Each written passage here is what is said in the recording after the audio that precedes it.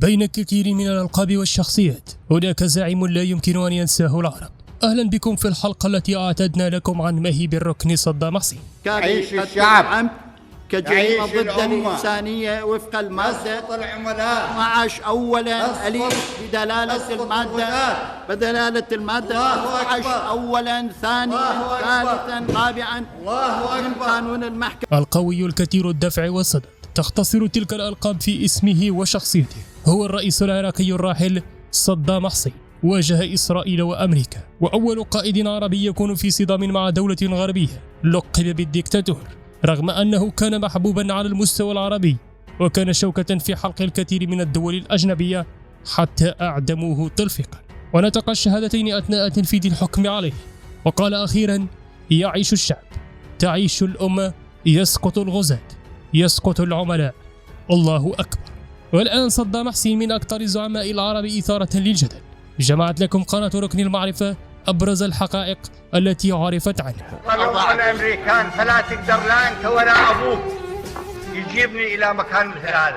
صدام حسين عبد المجيد التكريتي يعد رابع رئيس للجمهورية العراقية في الفترة ما بين عامي 1979 و2003، وخامس حاكم جمهوري للجمهورية العراقية، ونائب رئيس الجمهورية العراقية. في 5 من نوفمبر عام 2006 أصدرت المحكمة قرارا بالإعدام لصدام حسين بالشنق حتى الموت بتهمة ارتكاب جرائم ضد الإنسانية.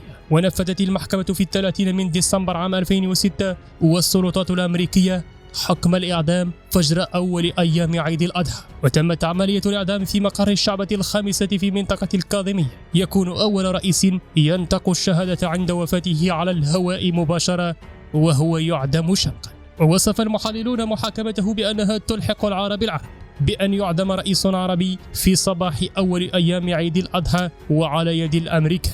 خاض حربا ضد إيران استمرت 8 سنوات وهزمها، وقتل من الروافد مليوني إيران. في عام 1988 استخدم صدام غاز الخردل والصواريخ للهجوم على مدينة حلبجة الكردية لمساندة أكراد إيران في حربها ضد العراق، وسميت بعملية الأنفال. وقدر عدد الضحايا الأكراد ب50,000 إلى 100,000 قروي بين قتيل ومفقود، وأزيلت مئات القرى عن بكرة أبيها. قصف عدة مواقع إسرائيلية في تل أبيب وحيفا وغيرها ب39 صاروخا من اسكود بحرب الخليج الثاني عام 1991. وأعلنت إسرائيل حينها أنها لم تنجر إلى القيام بالرد على الصواريخ العراقية وتحدي حكام العرب بإطلاق صاروخ واحد. فكر صدام بإنتاج سلاح نووي، واستعان وقتها بالعالم الدري المصري يحيى المشهد لتطوير فكرته، ولكن قصفت إسرائيل المفاعل النووية أثناء حرب الخليج الأولى واغتيال المشهد.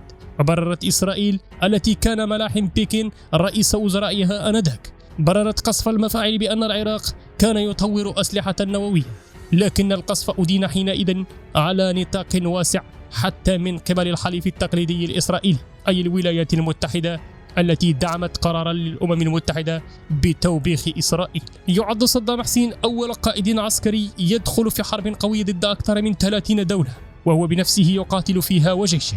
وسميت هذه الحرب بأم المعارك وعاصفة الصحراء وحرب الخليج الثانية. وأول حاكم عربي يهدد دولة عربية شقيقة ويحتلها، وتمثل ذلك في احتلاله للكويت عام 1991. صدام حسين يمتلك أعلى رتبة عسكرية في العالم وهي مهيب ركن، وبحسب مصادر عراقية في عهده كانت المرأة العراقية تسمى بالماجدة، ومن 7 المستحيلات أن ترقص أو تتعرى على شاشة التلفزيون.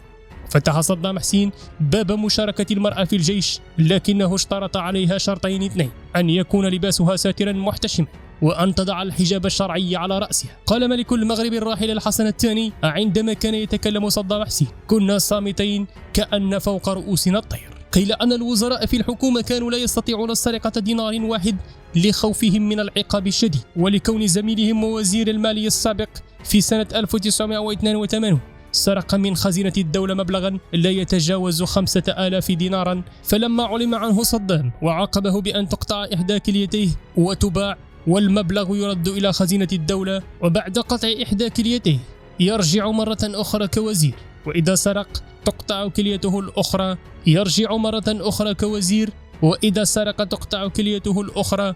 وليكون رادعا للوزراء البقية إذا فكروا فقط بالسرقة. كان صدام حسين أول حاكم عربي ينطق الشهادة عند وفاته والعالم يشاهده بالتلفاز والصورة وهو لا يخاف الموت. وقال لسوريا ولبنان: أعطوني حدود بلادكم لمدة أسبوع وسأحرر فلسطين. يتهم البعض صدام حسين لأنه كان ديكتاتوريا وسفاحا، وآخرون يصفونه بالبطل والشهيد. أخبرنا أنت برأيك في صدام حسين في التعليقات. كان معكم فريق ركن المعرفة، نتمنى أن تنال هذه المعلومات إعجابكم. دمتم في رعاية الله وإلى اللقاء.